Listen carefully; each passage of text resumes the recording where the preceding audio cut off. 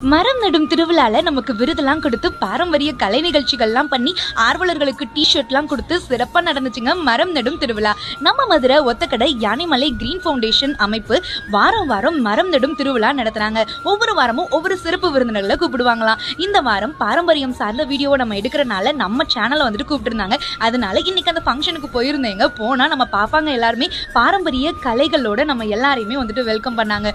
பார்க்கவே ரொம்ப சிறப்பாக இருந்துச்சு. யானைமலை கிரீன் ஃபவுண்டேஷன் வாரம் வாரம் வந்துட்டு மரம் நடும் திருவிழா பண்றாங்க. இது அவங்களோட 161வது மரம் நடும் திருவிழா. அதாவது கிட்டத்தட்ட 13,000 மரங்கள் நட்டிருக்காங்க. அந்த எல்லா மரங்களுமே நிழல் தரக்கூடிய மரங்கள், பழம் தரக்கூடிய மரங்களாகவும் வச்சிருக்காங்க. பனை மரங்கள், பனை விதைகள்னு நாட்டு மரங்கள் தான் வந்துட்டு நிறையவே வந்துட்டு உருவாக்குறாங்க. மரங்கள் வந்துட்டு நிறைய அழிக்கப்பட்டு வருது. அடிக்கிற வெயிலுக்கு மர நிழல் எங்கப்பா இருக்கு அப்படின்னு தான் நம்ம தேடுறோம். ஆனா அப்படிப்பட்ட மரங்கள் இப்ப நிறைய இருக்கா அப்படின்னு சொல்லி கேட்டா கேள்விக்குறிதான். அப்படிப்பட்ட மரங்களை அழிய விடக்கூடாது, மரங்கள் நிறைய உருவாக்கணும் அப்படின்றது தான் இந்த அமைப்போட முக்கிய நோக்கமாங்க. இதை பார்க்கும்போது ரொம்ப பெருமையா இருக்கு.